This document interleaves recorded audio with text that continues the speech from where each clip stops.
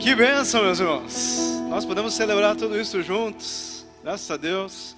Quero te convidar a sentar. Eu me chamo Eduardo, sou um dos pastores aqui da Passo da Areia. E eu sou um cristão amado por Jesus, mas tenho lutado, sou um cristão em restauração. Tenho lutado contra o orgulho, contra o perfeccionismo, contra a grosseria. E estou muito feliz de poder caminhar com vocês aqui, pessoas imperfeitas que estão buscando ao Senhor Jesus para que Ele possa nos transformar um dia de cada vez e a gente possa viver grandes coisas junto com Ele.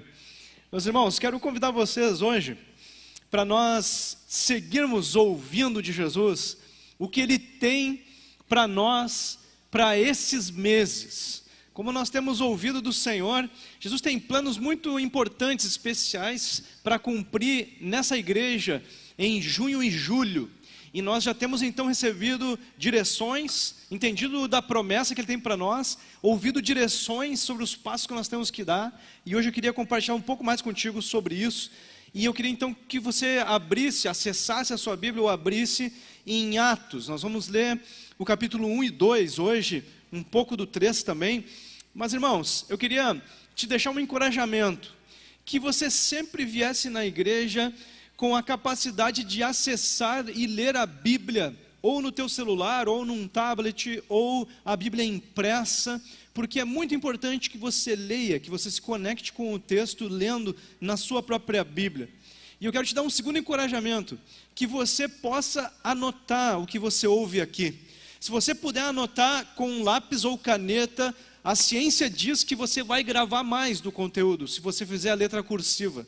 Mas se não, você pode anotar, como eu e outros aqui fazem, no seu celular mesmo ou no tablet. Vai ser muito importante, meu irmão, que você guarde a mensagem do Senhor, especialmente nessas próximas semanas. Então, te encorajo a você estar atento, você registrar o que o Senhor tem para nos dizer aqui hoje. Eu queria começar lendo o Atos capítulo 1, lá no versículo 3 em diante. O texto relata, então, sobre o fato mais importante de toda a história, a morte e ressurreição de Cristo. Então o texto diz o seguinte, sobre a ressurreição, no versículo 3. Depois de ter padecido, Jesus se apresentou vivo aos seus apóstolos, com muitas provas incontestáveis, aparecendo-lhes durante 40 dias e falando das coisas relacionadas com o reino de Deus. E comendo com eles, deu-lhes essa ordem: não se afastem de Jerusalém, mas esperem a promessa do Pai, a qual vocês ouviram de mim. Porque João, na verdade, batizou com água, mas vocês serão batizados com o Espírito Santo dentro de poucos dias. Então, aqui o assunto é esse. O assunto é que Jesus havia ressuscitado, esteve andando ali com os apóstolos. O relato lá de 1 Coríntios 15 diz que mais de 500 pessoas viram ele ressurreto. Ele ressuscitou eternamente.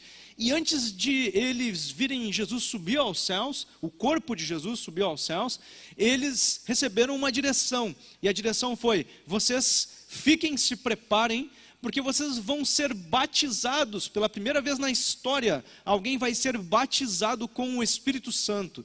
Vocês então vão ser selados, batizados com o Espírito Santo, para que vocês cumpram a missão que eu tenho para vocês, que é de inaugurar e viver como igreja, como a igreja de Cristo.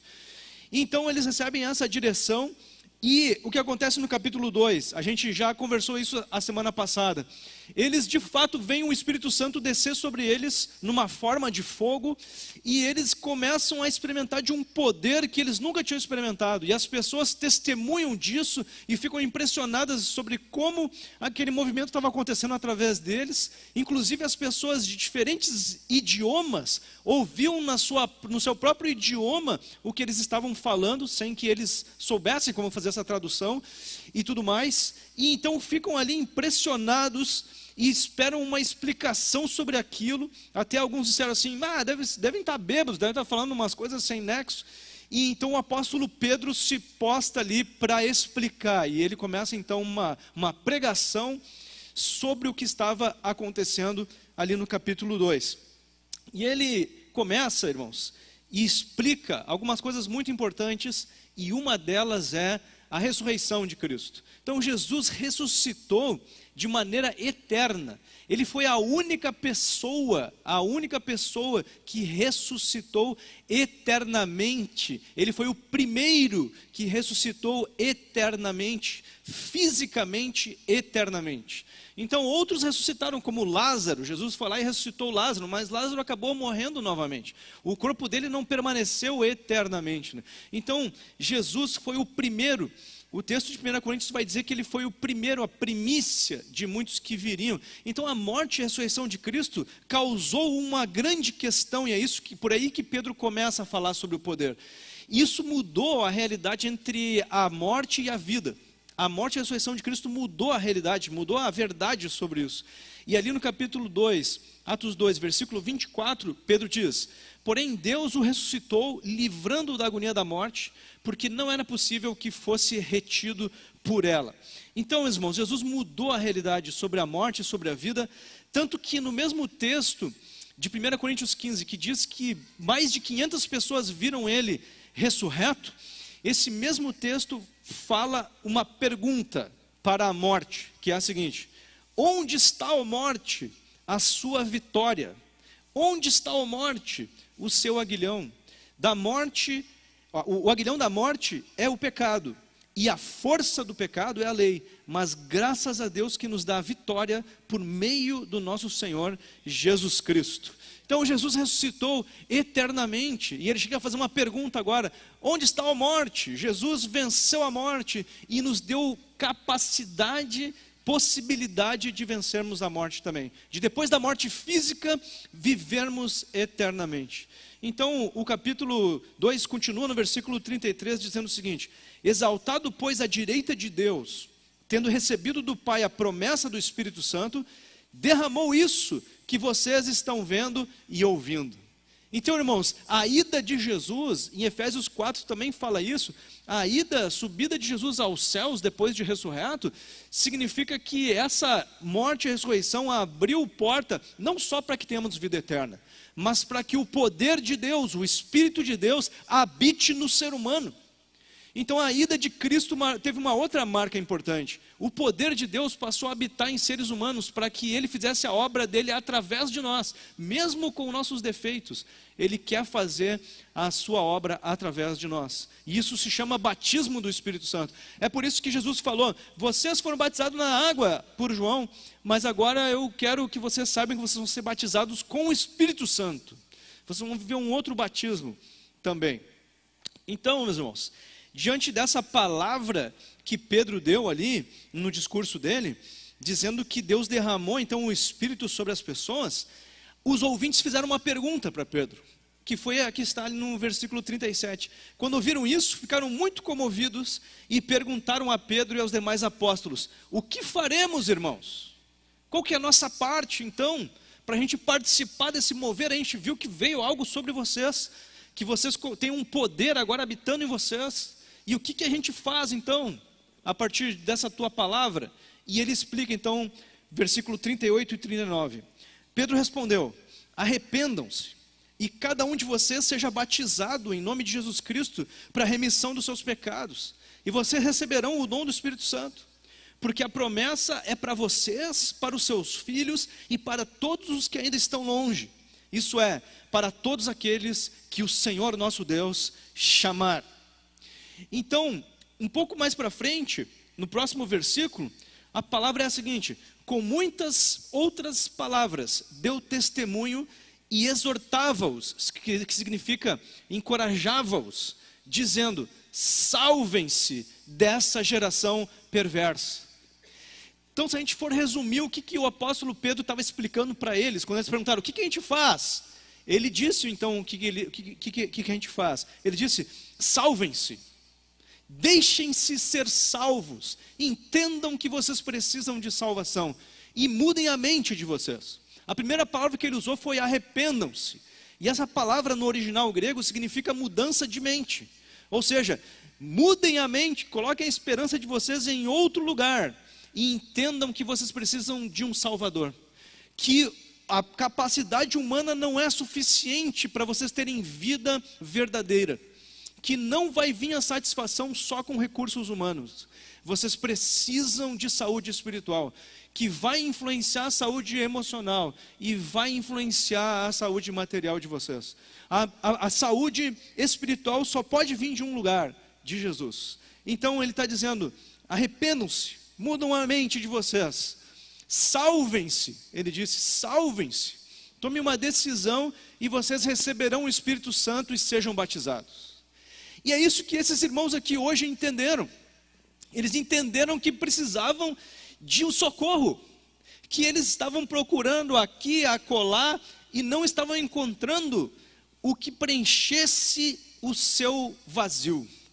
Porque nós fomos criados com parte espiritual, que só é satisfeita com o sobrenatural de Deus, quando esse poder, esse Espírito vem habitar em nós, quando nós somos batizados com o Espírito Santo. Só nesse tempo é que nós podemos viver então a satisfação e a vida verdadeira. E aí Pedro está explicando para eles isso. Então vocês precisam se arrepender, precisam deixarem-se ser salvos por Cristo, serem batizados com o Espírito dele e serem batizados nas águas, para vocês viverem então o plano completo, começarem a viver o plano completo de Jesus para a vida de vocês. Então, meus irmãos, em Efésios 1:13, o texto explica com clareza qual é a ordem das coisas. E o texto diz lá o seguinte: quando vocês ouviram a palavra da verdade, primeiro você ouve. Quem sabe hoje é o dia que você está ouvindo isso com clareza. Você ouve a palavra da verdade, o evangelho da salvação. E depois ele diz, e vocês depois creram nele. E esse crer é mais do que saber que existe.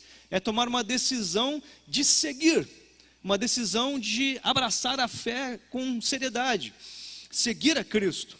E então vocês foram selados em Cristo com o Espírito Santo da promessa. Então a Bíblia garante que uma pessoa que ouve com clareza o plano que Jesus tem e toma uma decisão de amar a Ele, obedecer a Ele, seguir a Ele, essa pessoa então passa a ser habitada pelo Espírito Santo, passa a vive uma experiência que Jesus chamou de novo nascimento em João capítulo 3, uma experiência de se tornar um filho de Deus espiritualmente. E então você vai ter uma nova vida, uma vida que é eterna e uma vida que é com o sobrenatural te acompanhando aqui na terra. Então quem se arrepende e crê é salvo e batizado com o poder de Deus. E a salvação então é essa entrada, essa filiação a Jesus Cristo e ao sobrenatural. Então aquelas pessoas estavam curiosas para saber, nós vimos o sobrenatural se manifestando aqui, como que a gente participa, o que a gente faz? E Pedro deu a orientação, disse, vocês precisam tomar uma decisão, vocês precisam entender que precisam de Cristo, senão não acontece, a vida não acontece, nem na terra e nem no pós-morte. Vocês precisam então de Cristo, que Ele salve vocês, e vocês fazem isso ouvindo e tomando uma decisão de segui-lo, uma decisão chamada crer, né? Então crer é decidir amar e obedecer a Jesus como Pai. É você se posicionar diante de Deus, do Deus Criador, de Jesus Cristo, dizendo, a partir de agora eu quero ser filho, e um bom filho, um filho que ama, se relaciona e obedece, submete ao Pai. Então eu quero a partir de agora ser esse, ter um relacionamento real contigo. E meus amigos, não basta você fazer caridade, não basta você ter uma religião, não basta você ler a Bíblia, não basta fazer coisas, você precisa ter um relacionamento com Jesus. Isso é que salva, você ter um relacionamento com Jesus Cristo, de amor e de obediência. Então quando você se conecta com Ele, através de uma decisão, a Bíblia diz que naquele momento você é salvo. Você é salvo. Você se torna um filho. Então, aquele que crê, toma essa decisão, ela vive esse milagre, que é você ter vida completa, com sentido na terra, que vai além da morte, que vai para a eternidade. Você passa a seguir a Cristo, você vive com Ele aqui e depois da morte física. Então, você crer, dar esse passo, você tem um novo nascimento, você se torna filho de Deus, você tem vida eterna e você é batizado com o poder, com o Espírito Santo de Deus. E Jesus então chamou todo aquele que toma essa decisão, todo o que se torna discípulo, para ser batizado nas águas. A gente não faz isso, irmãos, por tradição. A gente faz isso porque a Bíblia diz que aquele que nasce do Espírito também deve passar por esse procedimento, por esse testemunho público, por esse seguir o exemplo de Cristo, que também foi batizado nas águas. Então, a pessoa que toma a decisão por Cristo, ela vive uma nova vida, um novo nascimento, é batizado com o Espírito Santo, e essa pessoa então é convidada a dar um próximo passo, que é batismo nas águas. Foi isso que a gente viu hoje. Pessoas que já tinham vivido a experiência de receber a Cristo, por isso que a gente pediu para que elas falassem sobre aquilo que elas já estão vivendo, e por isso que elas estiveram aqui então dando esse passo. No capítulo 2 ainda, o texto segue falando sobre o que aconteceu depois da explicação de Pedro. E o texto diz ali no versículo 40 e 41 o seguinte: então os que aceitaram a palavra de Pedro foram batizados, havendo um acréscimo naquele dia de quase 3.000 pessoas. E no capítulo 3, irmãos, o texto continua dizendo uma coisa bem semelhante que a gente já leu. Diz assim: portanto, arrependam-se e se convertam, para que sejam cancelados os seus pecados, a fim de que na presença do Senhor, prestem atenção nessa parte, da presença do Senhor venham tempos de refrigério. Da presença, do poder de Deus, venham tempos de alívio. Porque aquele que não tem Cristo está sobrecarregado, sem nenhuma dúvida. Aquele que não tem Cristo está sobrecarregado, está se sentindo mal, está com um vazio, está com uma falta, está levando na força humana o que não dá para levar na força humana, que é a vida nessa terra, e não estará indo para a vida eterna. Então você que está ouvindo isso pela primeira vez, eu queria que você pensasse seriamente em tomar uma decisão por Cristo. Depois o texto diz que ele envia o Cristo, que já foi designado para vocês, a saber, Jesus, os tempos da restauração de todas as coisas. Então aquele que toma a decisão por Cristo, recebe o refrigério, o alívio, desde agora, e fica aguardando então o tempo em que Jesus voltará a segunda vez para restaurar todas as coisas, e para que a gente então vá para a vida eterna com Ele para sempre. E é normal que a gente questione, que a gente ache que isso pode ser um oportunismo de pastores, de igrejas, de pessoas, lavagem cerebral, controle de massas. E quem está falando aqui é alguém que pensou isso até os 22 anos de idade. E eu entrei nessa igreja porque eu queria tirar uma colega minha daqui de dentro, porque eu tinha certeza que ela estava sendo manipulada, enganada, roubada, que ela estava se aproveitando da ingenuidade.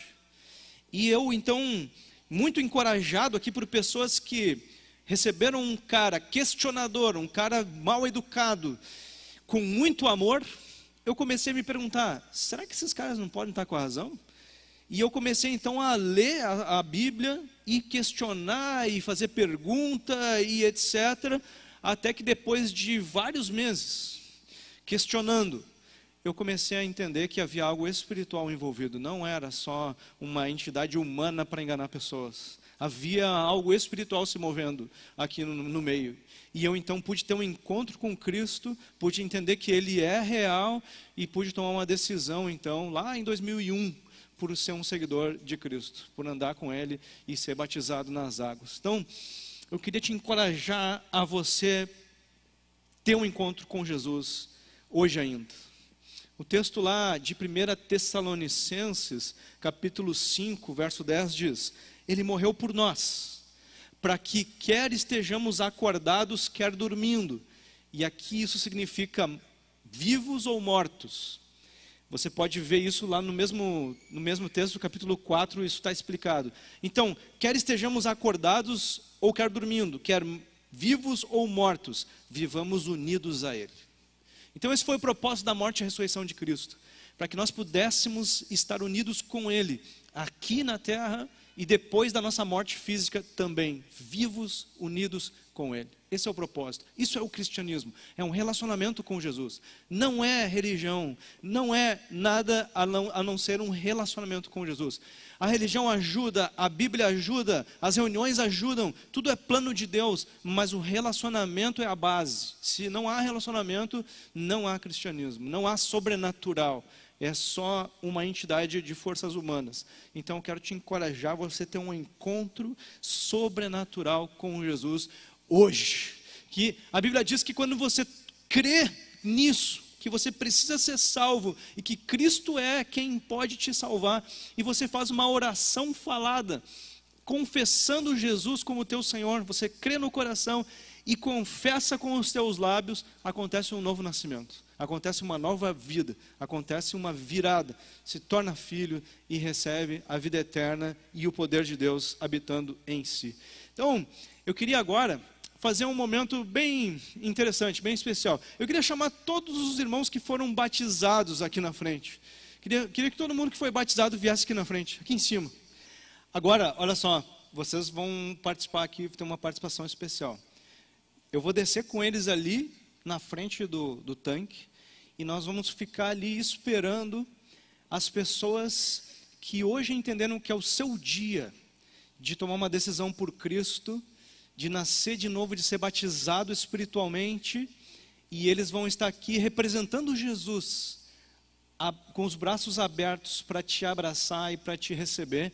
E eles que foram hoje batizados vão te receber para te ajudar a se preparar para o próximo batismo. Você vai vir tomar uma decisão hoje de ser um seguidor de Cristo, de nascer de novo, de ser batizado com o Espírito e de também ser batizado ou batizada nas águas. Então a gente vai descer ali e nós vamos esperar você. Eu queria convidar todo mundo a ficar em pé e nós vamos ter então esse momento aí, que aquele que entendeu que é hoje o seu dia de nascer de novo e de ser batizado, você vem aqui na frente, nós vamos estar te esperando para te abraçar. Meus irmãos, quero compartilhar ainda mais algo com vocês. Convido vocês a sentar, então. Quero compartilhar algo com aqueles que já são habitados pelo Espírito e já fazem parte dessa igreja, porque Jesus está nos chamando para dar mais um passo. E eu queria que, se você pudesse se lembrar de algumas coisas que a gente tem falado aqui, você se lembrasse de 3. Nós ouvimos o pastor Mário falar, por direção do Espírito Santo, que é tempo de nós nos prepararmos nosso coração para aquilo que Jesus vai derramar. Porque quando o sobrenatural de Deus vem sobre nós e o nosso coração não está preparado, vai nos levar ao orgulho, vai nos levar a atitudes que não vão ser boas nem para nós e nem para as pessoas que estão perto de nós. Então Jesus nos chamou para nós estarmos nos preparando com o coração de quem serve, o coração de Jesus que lavou os pés das pessoas. Então esse foi o primeiro chamado de Jesus para esse tempo. O segundo chamado foi, o pastor Rudá pregou sobre Jesus andando sobre as águas, algo sobrenatural, e Pedro depois andando com ele no sobrenatural, mas que Pedro anda por um tempo no sobrenatural e daqui a pouco ele começa a afundar. E o resumo é que Pedro precisava continuar olhando para o venha de Jesus. Jesus estava dizendo: venha até mim, venha na minha direção. Mas Pedro começou a olhar para os ventos, para os impedimentos. Mas é muito difícil, eu não tenho tempo, eu não posso. E começou então, pela própria força, querer andar no sobrenatural, e aí o humano afunda. Então, o segundo passo é nós estamos focados em Jesus. Nós estamos ouvindo o Senhor e não deixando que nada nos distraia, nada nos tire o foco, nos tire o tempo. E por fim, nós falamos a semana passada que Jesus está nos chamando para um tempo inédito de jejum e de oração, de ficar um tempo sem comer nada para entrarmos no deserto com Deus. E eu sei que muitas pessoas entenderam esse chamado, têm feito o jejum. Nós temos vivido já um movimento bem importante nessa direção. Então essas foram 3 direções de Jesus para nós. Pois bem, Jesus tem mais uma direção para nós hoje, que é a direção de nós andarmos no discipulado sobrenatural. Como assim?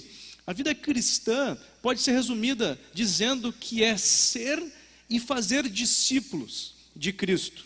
É nós sermos discípulos e fazermos discípulos de Cristo. Porque o poder, o sobrenatural de Deus se manifesta quando nós estamos em missão. Então se você olha para os apóstolos, olha para aqueles que Jesus chamou e enviou, e não só os apóstolos viveram milagres, A gente está lendo Atos dos Apóstolos e você pode ver ali, por exemplo, Estevão. Estevão era um homem que operava milagres, ele não era um apóstolo. Então as pessoas que operavam milagres, que viviam o sobrenatural de Deus, eram pessoas que estavam envolvidas com a missão. Qual missão? A missão de ser e de fazer discípulos. E essas duas coisas envolvem o quê? Ser discípulo de Jesus envolve o relacionamento com Ele e com a igreja também. Então eu me tornar um discípulo mais dedicado de Cristo não é só no individual, é também no coletivo. Porque eu sou um discípulo melhor à medida que eu começo a me aproximar para aprender junto com meus irmãos, para prestar conta para os meus irmãos, para confessar pecados, para viver junto, para entender o que o outro está passando, para eu me dedicar nisso.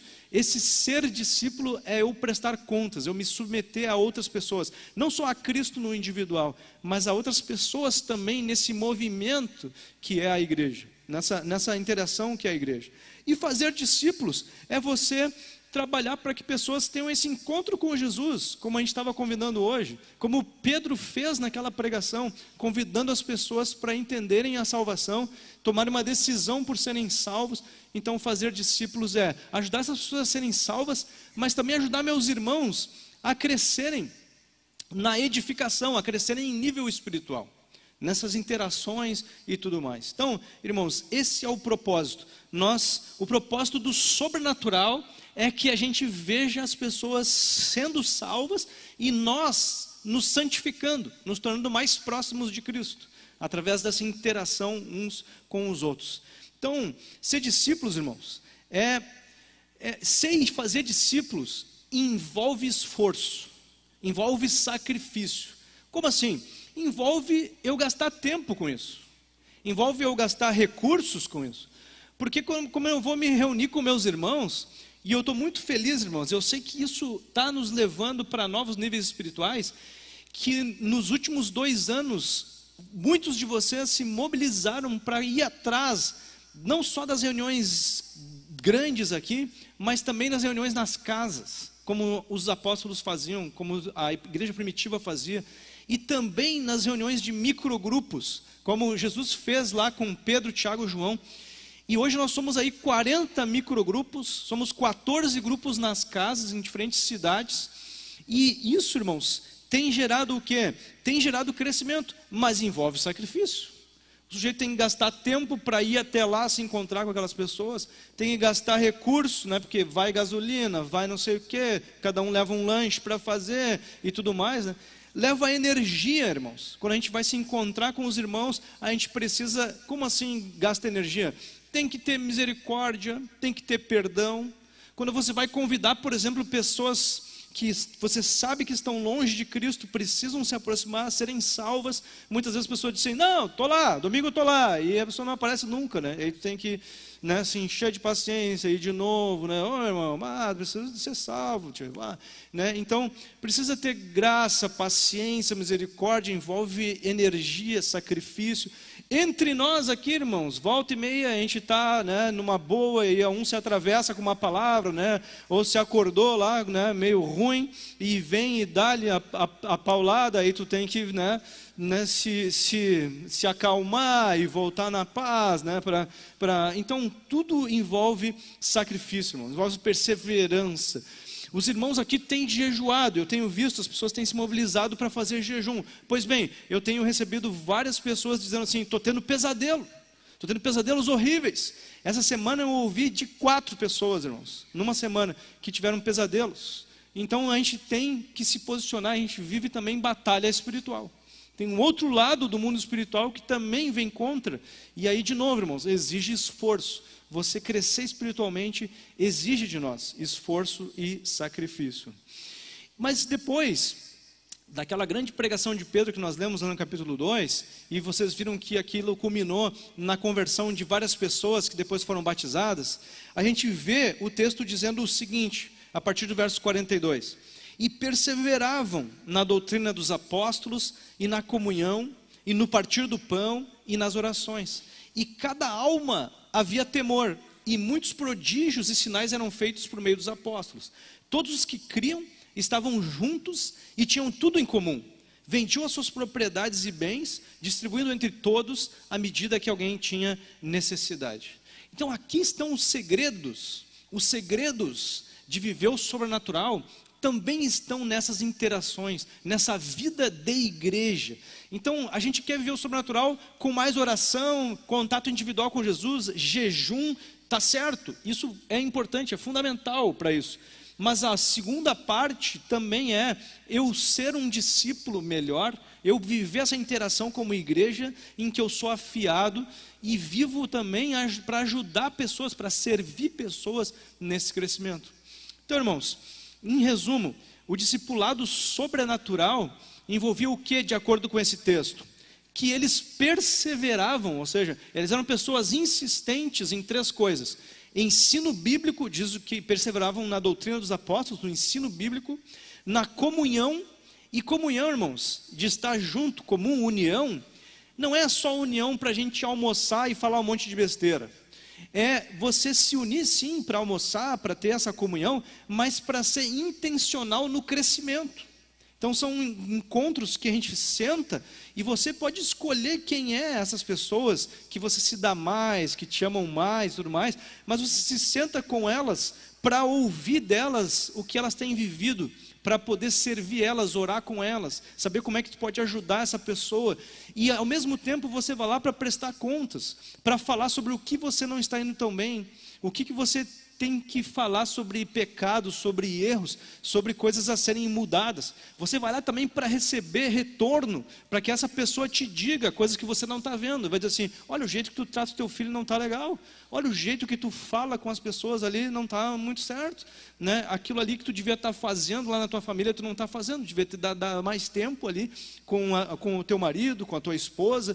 Então a gente se afiar nessas reuniões de comunhão. E ele diz ali também que eles se reuniam para orar. Eles perseveravam nessas 3 coisas, no ensino bíblico, na comunhão e também na oração. E é interessante que o texto fala na parte final, que eles viviam um movimento de generosidade financeira. Quando ele via o outro passando necessidade, ele era capaz de vender os seus bens para ajudar as pessoas que estavam precisando materialmente falando. Então, meus irmãos, ajuda mútua, esse era o segredo deles. Eles viviam então dessas formas. Agora, se tu continua lendo o texto, adivinha, tem aquele texto que nós estamos usando como o lema, como o título da visão de Jesus para esse ano, que é o ano dos encontros sobrenaturais. Nós estamos usando esse texto que nós vamos ler agora como base para o nosso ano de 2025, que diz assim: diariamente perseveravam unânimes no templo, partiam o pão de casa em casa e tomavam as suas refeições com alegria e singeleza de coração, louvando a Deus e contando com a simpatia de todo o povo. Enquanto isso, o Senhor lhes acrescentava dia a dia os que iam sendo salvos. Então o texto fala diversas coisas de novo, mas fala então que eles perseveravam. Primeiro diz que eles perseveravam no templo, ou seja, nas reuniões maiores como essa. E perseverar, irmãos, é ser insistente. Eram pessoas que valorizavam as reuniões grandes, as reuniões que eles faziam no pátio do templo. E eu quero te encorajar, meu irmão, a você ser como eles, a nós sermos como eles, de valorizar essas reuniões aqui, essas reuniões de domingo, valorizar. Não ser aquela coisa assim, vamos ver quantos no mês eu vou ir, né? Se não tiver uma coisa mais importante aqui, se não tiver um passeio ali, se não tiver, né? Então daí talvez eu vá, né? Tipo, não é uma insistência, assim, é uma coisa assim que quando eu acho legal, né? Para renovar minhas energias, né? Daí eu vou lá, né? Sabe? Não era essa a postura, irmãos. Era perseverar, era uma agenda prioritária para eles no templo, né? Na reunião grande. Mas também o texto diz que eles viviam a comunhão nas casas. Isso também era uma agenda crucial para eles, de estarem nas casas, nas reuniões menores, para poderem viver esse crescimento e esse sobrenatural. E se você perguntar para qualquer pessoa aqui que participa de um pequeno grupo, você vai ouvir dessa pessoa, de um microgrupo também, como o sobrenatural de Jesus se move nessas reuniões menores. Como Jesus se faz presente nessas reuniões menores. E aí depois o texto vai dizendo que a consequência desse movimento no templo e nas casas era que muitas pessoas iam sendo cativadas, eles iam ganhando a simpatia de todo o povo, diz o texto. E depois, então, muitos iam sendo salvos. Muitos iam entendendo a importância, sentindo o amor de Deus através daqueles movimentos e entregando suas vidas para Cristo. Então, meus irmãos, esse é o desafio, esse é o convite de Jesus para ti e para mim. Que nós vivamos o discipulado bíblico de forma mais profunda. O discipulado acontece numa reunião que nem essa? Sim, porque pessoas estão querendo aprender e outras estão ensinando, então tem o discipulado. Mas o discipulado não acontecia só assim na igreja. O discipulado acontecia nas casas e Jesus, além daquele grupo de 12, ele tinha conversas mais profundas com Pedro, Tiago e João. Era um grupo menor ainda, de 4, onde com certeza a coisa era mais exigente. Então, a gente precisa viver esses 3 ambientes. Um ambiente da reunião grande, mas também do pequeno grupo, de umas 12 pessoas que se conhecem, que andam juntos, que se afiam. E também você procurar um grupo menor, para que essas pessoas então sejam mais íntimas e possam se afiar mais profundamente ainda e ouvir. E meus irmãos, como tem sido importante para mim viver isso? Para mim, eu tenho vários grupos desses, eu não me lembro nem quantos são, acho que são 7 grupos desses microgrupos. Além de eu participar de outros 2 pequenos grupos, eu participo de 7 microgrupos, e nesses microgrupos a gente tem troca do tipo, tá, agora hoje a gente vai falar sobre o que cada um tem acertado aqui, uma coisa que tu viu o outro acertar, mas também vamos falar sobre o que tu tem visto o outro errar. E tem sido muito importante para eu ouvir de líderes aqui da igreja, que convivem comigo, coisas que eu preciso melhorar, coisas que não estão tão bem, coisas que eu não tenho acertado, coisas que eu preciso fazer que não estou fazendo. Então, esse discipulado, irmãos, se torna mais profundo quando o grupo é menor. Então, quero te encorajar a você orar e viver o discipulado como era vivido na época bíblica, que era na reunião grande, mas também nas reuniões médias, nas casas, e também naquela reunião menor que Jesus tinha ali com os discípulos. Então, te encorajo a você orar e viver esse discipulado, mas também que você faça discípulos, que você viva não só o ser discípulo um pouco mais profundamente, mas você faça discípulos, você peça para Jesus te dar oportunidades, para ainda nessa semana você começar a poder encontrar pessoas para quem você vai poder dizer, você pode ser salvo, você pode encontrar o que você está procurando, que é Jesus. Jesus pode te levar à vida completa na terra e eterna no céu, e eu posso te ajudar, e eu posso te apresentar a Ele, eu posso te falar o que Ele já fez na minha vida. E irmãos, é interessante que um pouco mais para frente aqui em Atos, as pessoas começam a se perguntar o seguinte, mas como que esses caras conseguem falar de uma forma tão poderosa, sendo que eles são uns pescadores sem cultura? E a palavra lá é inculto mesmo, que eles usam iletrados e incultos. Como que isso aí tem que vir de Deus? É poder de Deus. E Jesus disse isso para nós, não fiquem se preocupando em serem grandes narradores, grandes locutores do que vocês vão falar, vocês simplesmente vão e deixam que eu faço, vai e deixa que eu faço, só se preocupa em fazer com amor, só se preocupe em ser um mensageiro do amor, em fazer isso amando a pessoa, não com legalismo, não com orgulho, mas com amor. Se preocupe em amar essa pessoa e deixa que eu falo através da tua vida, deixa que eu falo. Se você é habitado pelo Espírito Santo, Jesus vai falar. Então nós precisamos nos dispor, porque essa disposição de ir para ajudar pessoas a serem salvas é que é acompanhada pelos milagres, que era acompanhada pelos milagres. Se a gente for falar biblicamente, era essa rotina de vida que era acompanhada pelos milagres. Pessoas que saíam para falar de Jesus, para que outros fossem salvos, e que viviam a igreja na reunião grande, nos grupos pequenos e também nesses discipulados mais profundos. Então, meu irmão, quero te encorajar a você ter essa vida de discípulo, de ser e de fazer discípulos, de uma maneira mais profunda do que você tem vivido até aqui. Então, esse que é o propósito, a gente ir um pouco além do jejum, mas além também em ser e fazer discípulos. Então, quero te convidar a ficar em pé agora, e nós fazemos um tempo de resposta para Jesus sobre isso. O último versículo que eu vou ler é 1 Tessalonicenses 5, do 10 em diante, que diz assim: Ele morreu por nós, para que quer estejamos acordados, quer dormindo, vivamos unidos a Ele. Por isso, exortem-se ou encorajem-se e edifiquem-se uns aos outros, como de fato vocês estão fazendo.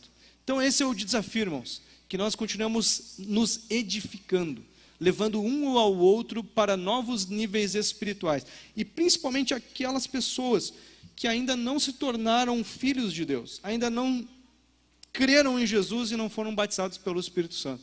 Então agora, eu queria te convidar a você dar uma resposta para Jesus sobre isso. E eu tenho certeza, que se você pedir uma oportunidade para Jesus hoje, de falar para alguém do amor dele, para que essa pessoa seja salva, Jesus vai fazer. É uma oração que Jesus sempre responde. Sempre responde. Jesus vai botar alguém na tua frente. Só vai depender de você estar atento, porque às vezes Jesus põe a pessoa, só que eu estou distraído com A, B, estou correndo, não te vi e perde a oportunidade. Então eu queria que hoje você fizesse essa oração de alcançar alguém para Cristo essa semana, com o amor de Cristo, e que você também estivesse perguntando: Jesus, como eu posso ser um discípulo melhor? Como eu posso ser um discípulo melhor pensando nos encontros sobrenaturais, nos encontros sobrenaturais da igreja que Jesus planejou.